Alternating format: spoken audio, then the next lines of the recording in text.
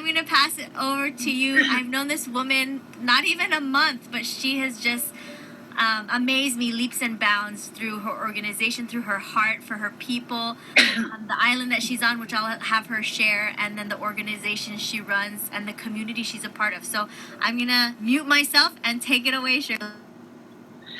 Good morning, everyone. Again, thank you, Jenny, for inviting me. Any opportunity that I have to share my story, to me is a great opportunity to get the word out about safety. My name is Shirley De Rego, and I live on the Big Island, Hawaii, in a small town called Waimea. I've lived here most of my life. My mother was born and raised here, and she's 75% Hawaiian. And so I grew up on Oahu, though. My father was a disc jockey. He was a disc jockey for a country radio station, and that's what took us to Oahu. So KDO radio was in Waipahu. So I grew up in Waipahu, and I graduated from Waipahu High School. And then my parents divorced, and so my mother came back to the Big Island, where she's from, because she was awarded Hawaiian homelands. And so there's 4 siblings. I have 3 other siblings, and so one by one, we kind of all like flocked back to the nest. You know, we followed her, and so I've been living here for 38 years now. I have 4 children. All of them are boys. I have a Hanai son and a daughter who lives on Oahu in Nanakuli. So I have 8 grandchildren, a great-grandson, and 1 more on the way. So my story begins in 2005. My 12-year-old son, you see behind me, he's got a $50 bill on his picture. His name is Alexander. He went on a camping trip on the south side of Kona in a place called Rock in the Water. It's a very popular ulua fishing spot. And so he went there with family members. And I got a call Saturday night that his brother that he was with couldn't find Alex. And I said, "What do you mean you can't find Al?" And he said, "I think he fell in the water, Mom." And so from that point on, my life changed drastically. It was like I was watching what was happening to me as if I was watching a movie. For the next 5 days, we spent it in this remote spot on the south side of Kona, looking, searching for my son. Our community came out, schools brought food for us. My husband was employed by Goodfellow Brothers at the time, and they shut their whole job down for a day. And all you saw walking along the coastline was the orange construction worker shirts. They were looking for Alex. And we never did find Al.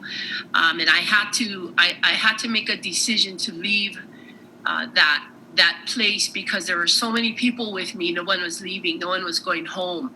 They were going to stay there as long as I was there.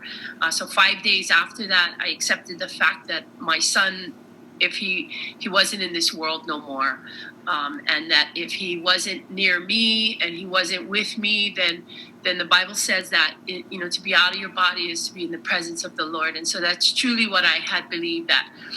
And so we left Kabaloa.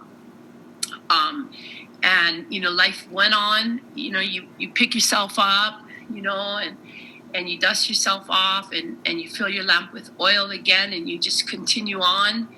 And so, my career has always been in the mortgage industry. That's where I spent the last 25 years in that financial industry. And one of my strengths in working there in that company has always been doing loans for Native Hawaiians on Department of Hawaiian Homelands. So, get back to work, life goes on as usual, as normal as we can.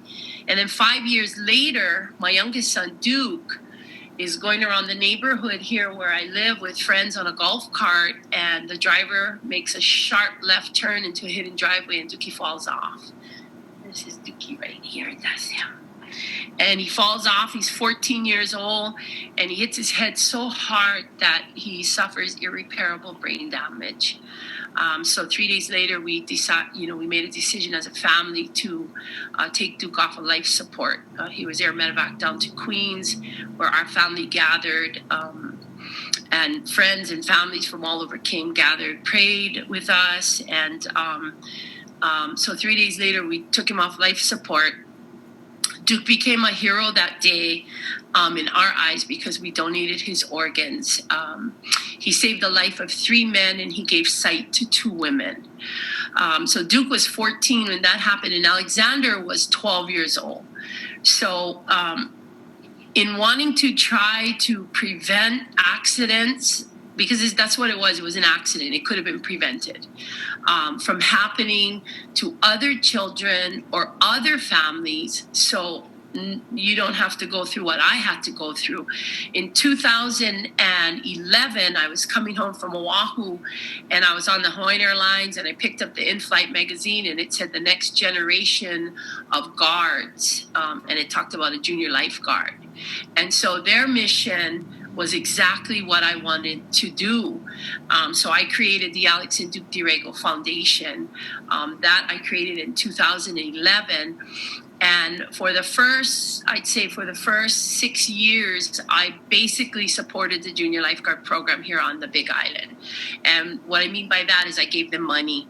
I raised money. I gave money to the program. Our program was one of the it wasn't supported well by the community. So I gave money. We raised funds and we gave money to the program to help build the program, get more kids interested in the junior lifeguard program. And so I did that for about 6 years. And most recently, what I've done for the past 3 years is I've created a curriculum. I've created a water safety, ocean awareness education program that I implement in the school, and I do this with sixth grade middle school kids. So they come to Hapuna, and we work in tandem with their health and physical education. And so they come to Hapuna and they run through these 5 stations where they learn to swim, learn what swimming's about, water rescue on paddle boards. They go through first aid CPR. They sit with a certified lifeguard, and they're taught about the ocean currents and the riptides. And then they do exercise. Because to be in the ocean, if you're not a strong person physically, the ocean can get the better of you. So we've created that program, and it took off. I've done it for 3 summers with YMM Middle School's summer program. And my first year, my pilot program started last year at YMM Middle School. I had 85 kids come to Hapuna, and we ran the program, and it was very successful. I wrote a grant in aid that I submitted to the legislature in January in hopes of receiving money to expand my program, hire a project coordinator, and then all of a sudden COVID-19 hit. I got a letter from the state saying that they were not funding any grant programs this year. Because of that, the state's money had to be allocated in different areas. And so I had schools this year. I had more schools this year to run through our program. I had the Waimea Middle School where I live, Kohala Middle School, Waikoloa, and Parker School. So, of course, with no school, no kids, the program, I can't do the program because it's a hands-on program. So, you got to think of how you're going to reinvent this, how you're going to continue to save lives, how you're going to continue to make a difference. And the only way I knew how to do that was to redo my website. So we have a website, and I'm not really good at all of this social media. I can't do that. So we've had a website that hasn't had any action or any update since 2014 because I don't know how to update the website. So I went back to the webmaster who designed it, and I'm creating a whole new website now where I'm going to put tutorials so kids can go there and see the tutorials.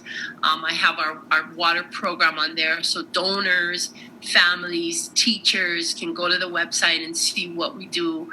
I've hand delivered in in conjunction with the teachers, we've hand delivered material to kids at home.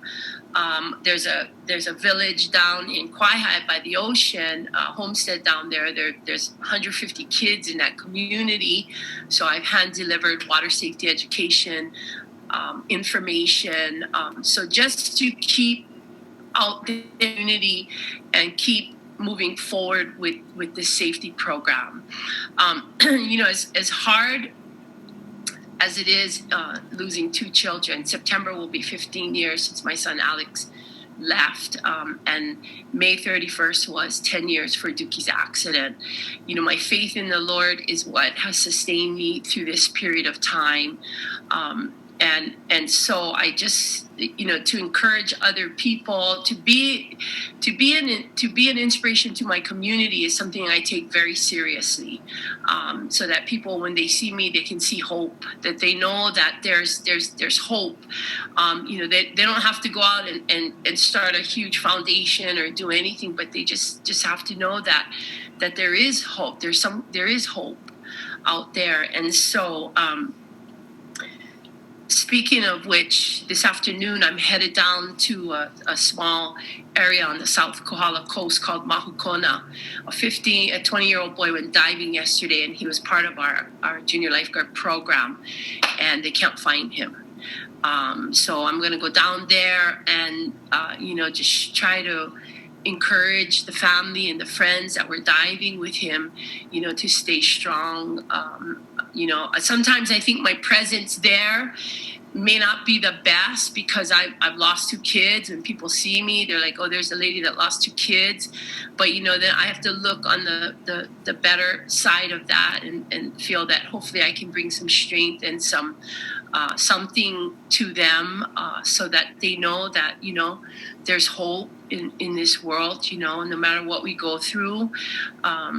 So the foundation, so the article was, how were we handling COVID and what were we doing to try and deal with that? And that's the only thing I could think of, was to renew my website, get more information out there. Hopefully, if there's no school next year, at least my tutorials can be part of the curriculum with the school. The schools can use my tutorials to teach children about water safety. And all of our water safety instructors, they're certified lifeguards or they're off-duty firemen that come and teach these classes for me. But,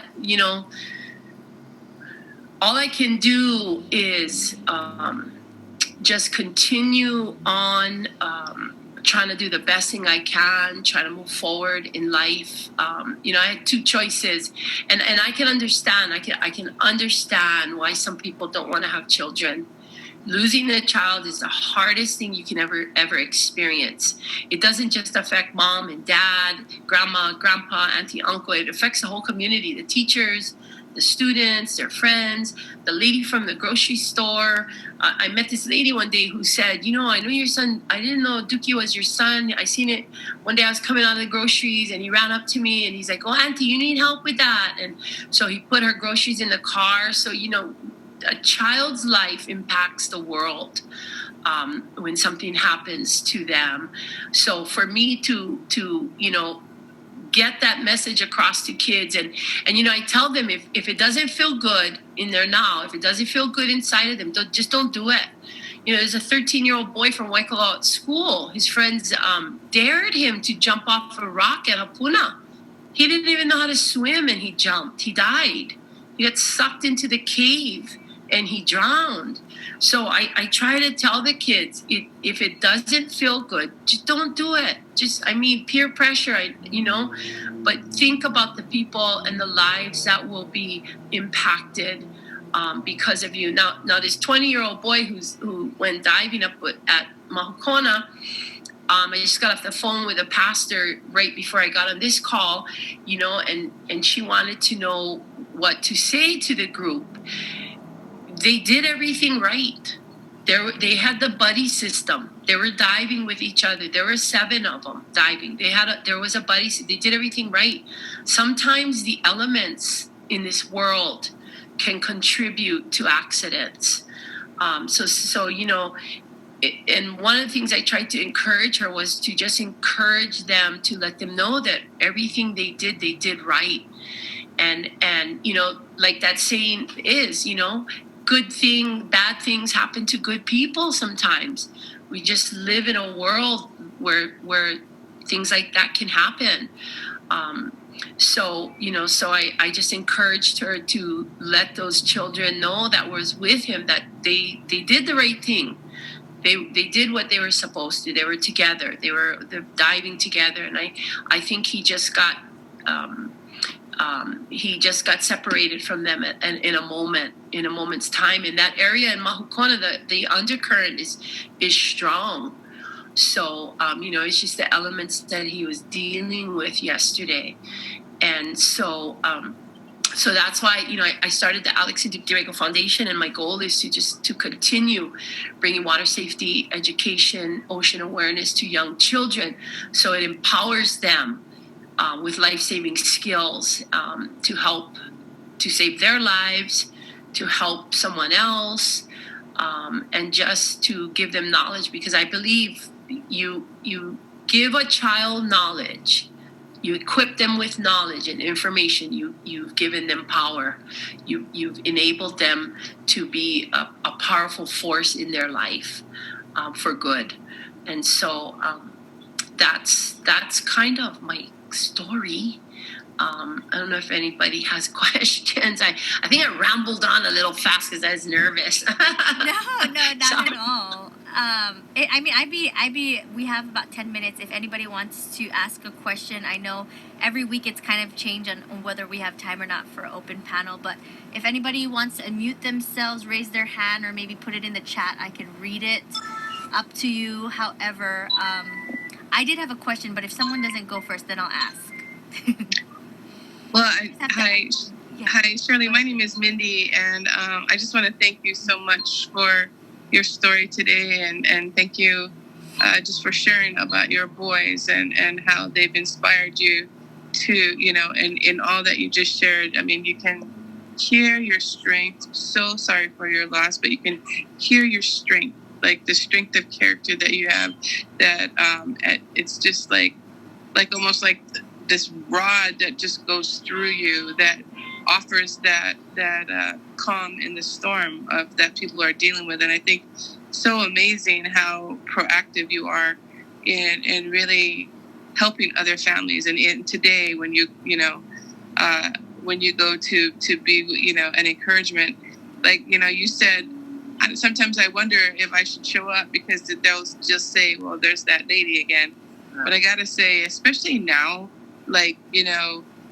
in this place, our world is so desperate for those who bring hope. So I just want to thank you for the hope that you do bring, that, whether it's through education, whether it's through actual physical support of just being in a situation where you got to come alongside family that didn't expect things to happen to their kids like it did to yours. And I just want to say thank you.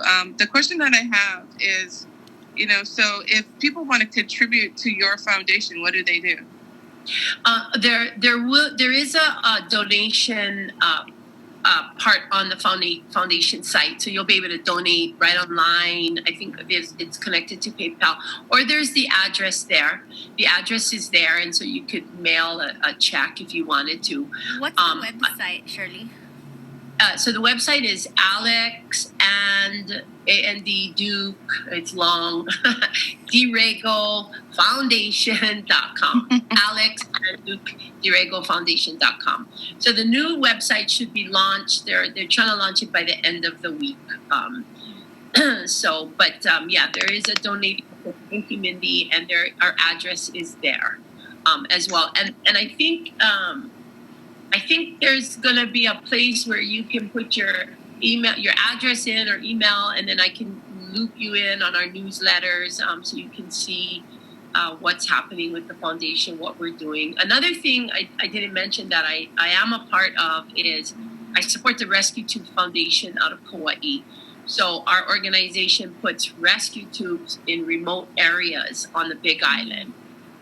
So where there's no lifeguard, we'll put a rescue tube there.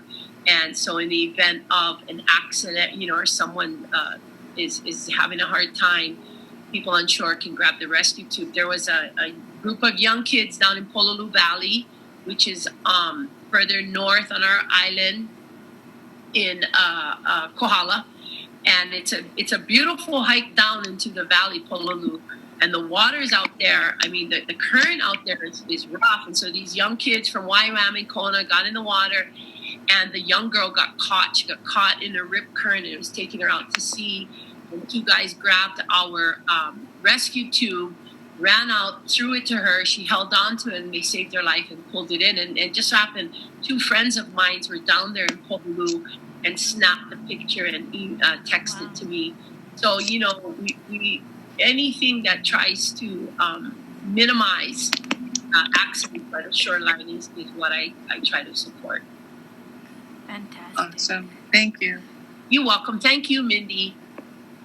And also, so part of my, I don't know if it's a question, but with school being out, we know the beaches are, especially in the islands of Hawaii, their beaches are, I feel like it's 4th of July every time I go to the beach because they're so full. Whether that's because kids are at the beach because they have time, or maybe the parents are at work and they're at beach. Even here on Oahu, no matter how concentrated or dense it is with people, we've all heard of the recent situations that were just in the news. There's even certain things that aren't in the news with experienced divers, experienced surfers, experienced, spearfishers.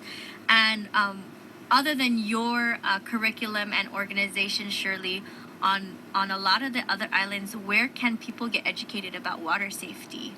For children, the junior lifeguard program. The outer islands, your island, Oahu, has a strong junior lifeguard program. Maui and Kauai, their program is strong. The Big Islands program was suffering a lot, and that's where my involvement came in. It's a learned thing. I think it's a Hawaiian thing. I remember rolling up to the harbor. My mother flew the van doors open, and we ran out, and we just jumped off the harbor, and we were like, swim. So it's a Hawaiian thing where we just think we're in these invincible people. We can just jump into the ocean. So I'm hoping my program will help from the young age to guide a child into an adult stage and be knowledgeable of the water. But I think sometimes it begins at home. Just knowing where you are, where you're at. I know there's a lot of good watermen out on the west side and on the north shore. And, it's just knowing the area, and I'm sure like these young kids, they felt that they knew Mahukona, they knew Mahukona.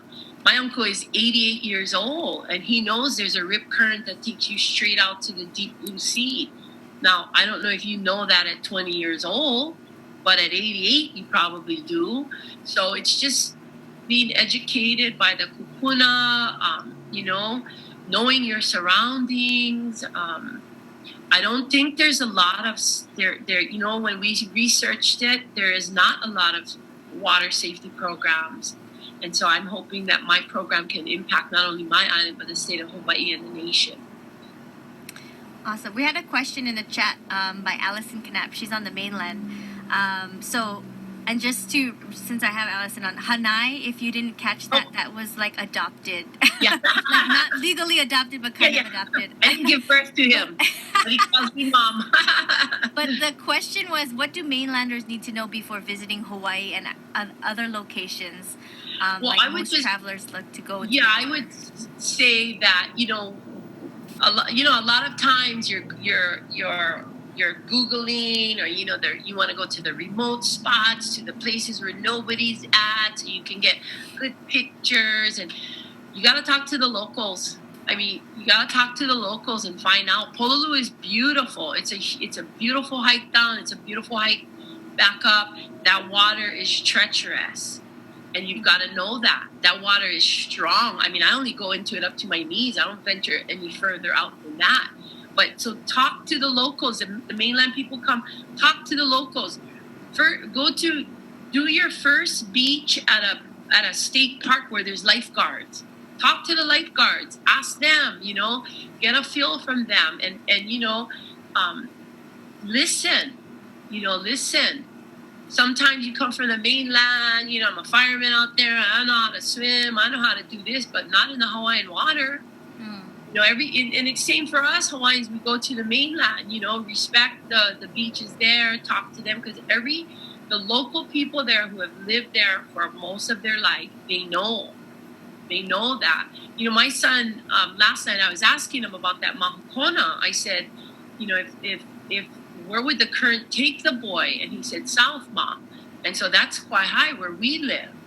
So, and then my uncle this morning said, if the river's running, the current's going to take him straight out to sea. So things like that. And the only way you know that is by talking to the local people. So I think you're coming from the mainland, you're excited to be here. Talk to the lifeguards. Local families here, get their input on it, because drowning is the number one cause of death here in Hawaii, whether it's our local people or it's visitors that come to the islands. So, Mm-hmm. Such great information. Thank you, everybody, for joining in. We do, I know we could probably go on and on with the Q&A, but we will make sure to follow up with Shirley here in maybe another couple of months and have her on, because we've grown as just a weekly, plugged in group of people and community to these Ladies of Justice calls, and not just ladies. Like I see Kelvin on, I see Sergio on. Hey, Kelvin. So there's people who support, foundations, again, businesses, ideas, or just if you're running your home a certain way, you don't have to be a person of position to know that you're a leader, especially as a woman. And so as I close, again, get with the person who invited you. We are Legal Shield. We do legal and identity theft services. We support businesses. Something that we're hoping to do soon is support nonprofits as far as legal plans goes, because I know that's a need, especially in a time like this. Funding has been allocated and a lot of nonprofits are struggling. And so we definitely want to work on that. But reach out to the person who invited you. Let them get more information to you about Legal Shield.